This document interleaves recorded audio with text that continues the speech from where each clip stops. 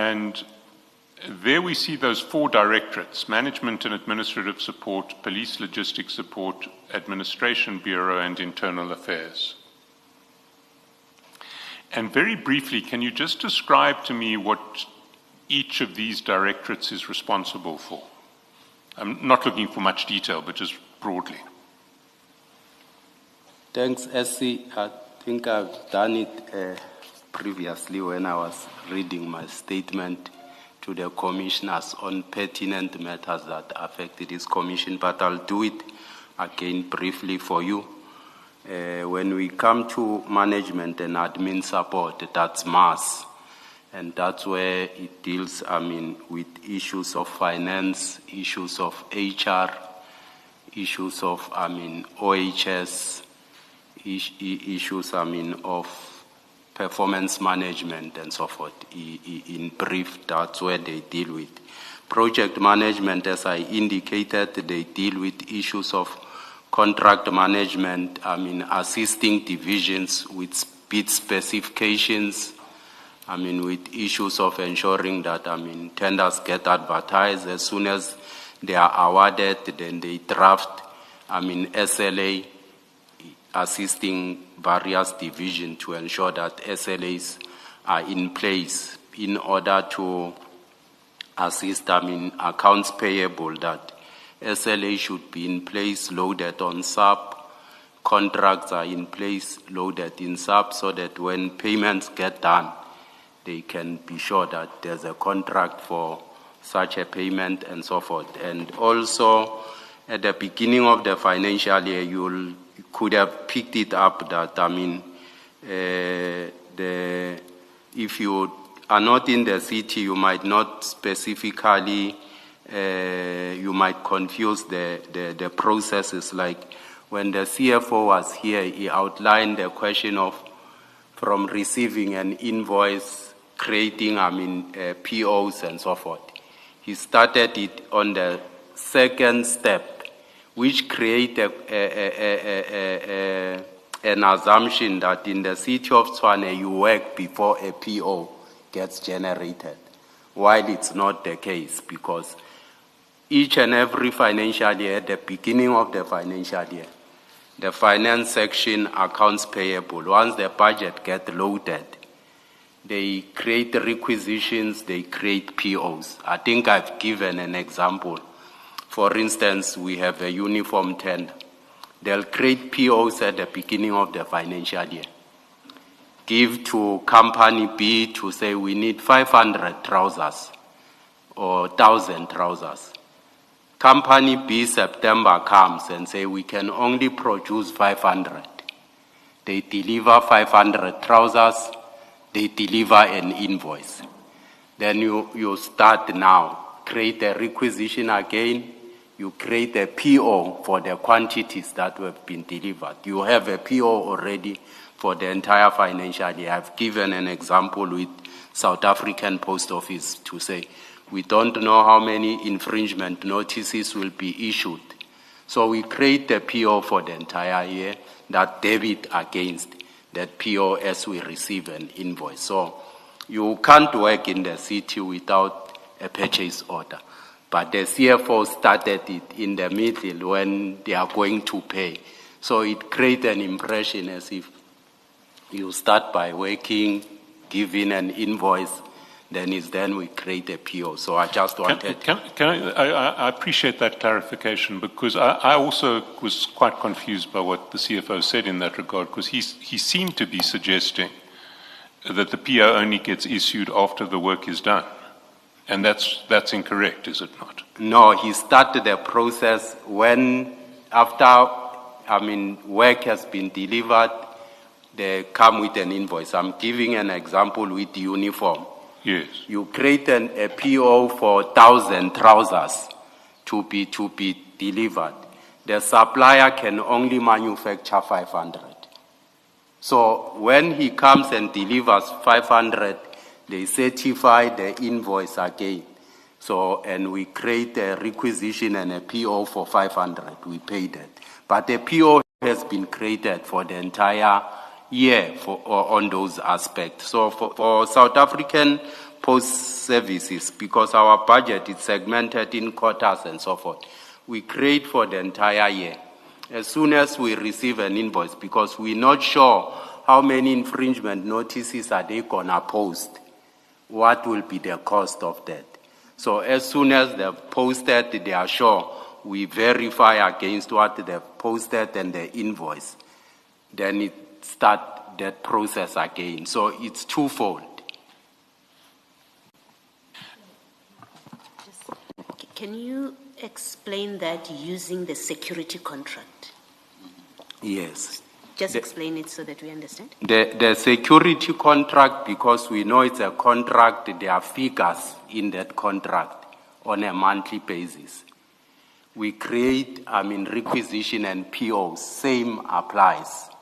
But for instance, let me take for demolition, a supplier for red ends. He demolished shacks as and when there are invasions and so forth. We're not aware how many shacks will be demolished. Same applies, we create POs for the entire period. So it works against, it debit against those POs. So as soon as we receive an invoice, we do a requisition again, we do a PO of the exact figure of an invoice. That will debit against that. So in a sense, the PO is upfront. It's upfront. And that's not what the CFO said, and that's what we tried to contradict him on. In fact, yesterday, one of Major Phiri's annexures also contradicted what the CFO said. I think it was the very last bullet of that annexure. Unfortunately, I don't remember which one it was. Do you perhaps remember, Mr. Musigidi? But do you remember the annexure I'm referring to? Pity we can't identify it, but we did not raise it specifically with Major Phiri. It didn't really. I've just been told that the Deputy Chief has another document that he wants to put before the Commission. It may. And he has, in response to the Commissioner's request at his last appearance, produced a series of documents. And I think it might make sense to start with the new documents that the Deputy Chief has produced. And Deputy Chief, I haven't seen the latest document that you want to put up, so can we deal with it at the end of the list?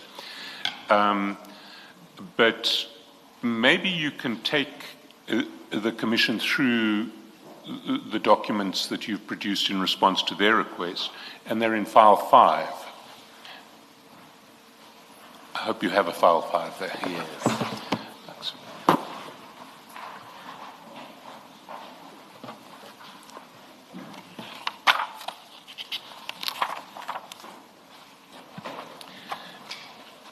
And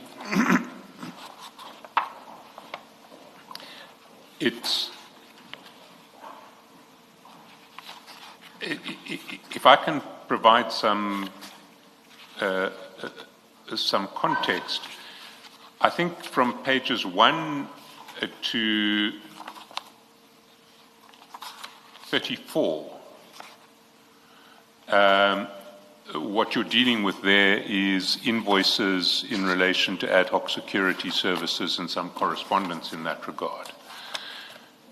And can I just confirm with you that at page 1, we have an invoice tracking sheet for the company Triotic in relation to the additional ad hoc services that they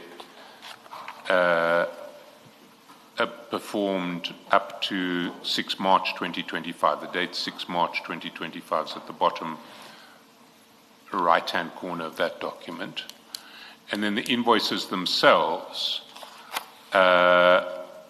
appear from pages 3 to 7, together with a cover sheet that summarizes them on page 2. Would that be correct? That's correct, SC. And then we have a similar situation in relation to the company Mukhalakadi. again, an invoice tracking sheet on page 8 for invoices for ad hoc security services that were still outstanding on the 6th of March 2025. A summary sheet on page 9, and then the invoices themselves from 10 to 14. That's correct, SC. Then we get to Gubis, and on page 15, we have again that invoice tracking sheet as of 6 March 2025. The summary sheet on page 16. But when we get to page 16, I should just point out that what the summary sheet doesn't include is the Gubis invoice Royval 001, which was the one from the previous financial year. That's correct, SC. And then the invoices that are referred to on the summary sheet are dealt with from pages 17 through to, I think, 25, along with a statement, 23. I've got it wrong. 22, there is a consolidated statement at page 23.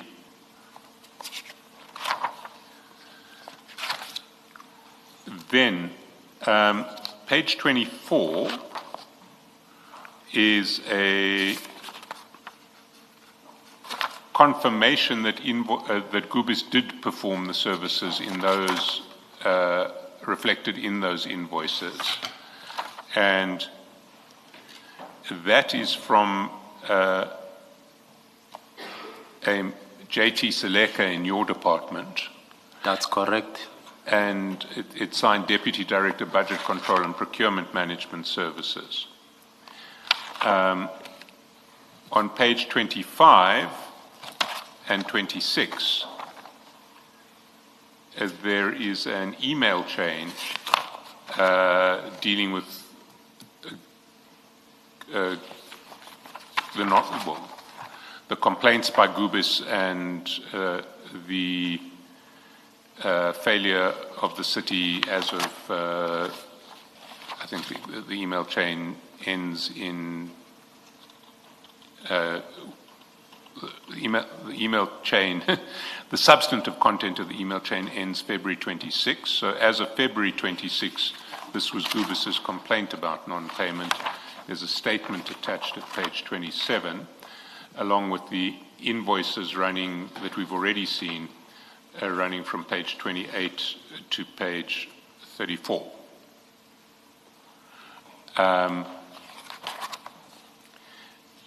Then, on page 35, you have a screenshot taken off the city's webpage, which identifies the is it the pending tenders that are being advertised? Yes, it's as is I attached the website where tender bid register is, and the screenshot. So it's the bid register. It's the website where you can find the bid register for any tender. Yes.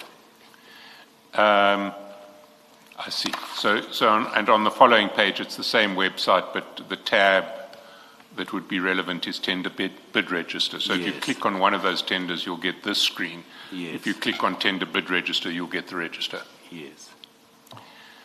Then from page 37 to page 64, you attach a copy of a bid committee submission in another completely independent tender that the subject matter of the tender is not relevant to our proceedings. As I understand it, it's not relevant. Just wanted to demonstrate what is the bid committee document, the BEC report. How is it? What a BEC report looks like, and as I understand it, your reason for doing so was to contrast this document which is a confidential document, with the bid register, which is not. Correct, SC. That's explained in your email to the Commission at page 65. You have that?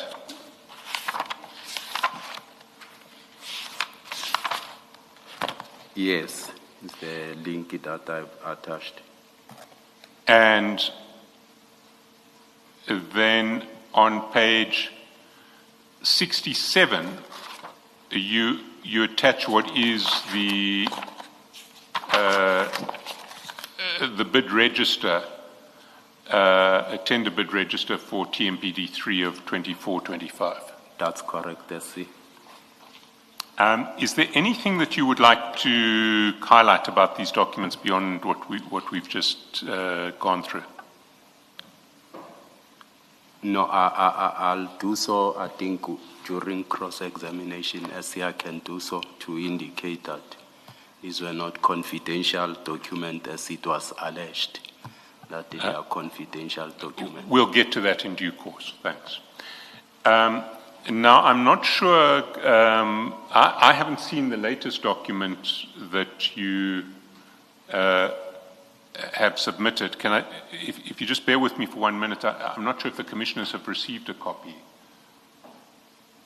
Can I ask that we deal with that document after the tea break so that we can... We can do so, SC. Just briefly, if you can describe to me what that document is so that I know what I'm looking for and how to understand it. SC, it's an email that relates to HR matters. Remember, there are HR issues that are here, so it's an email that relates to... Thank you. We'll have a copy made in the tea adjournment and circulate. Correct, SC.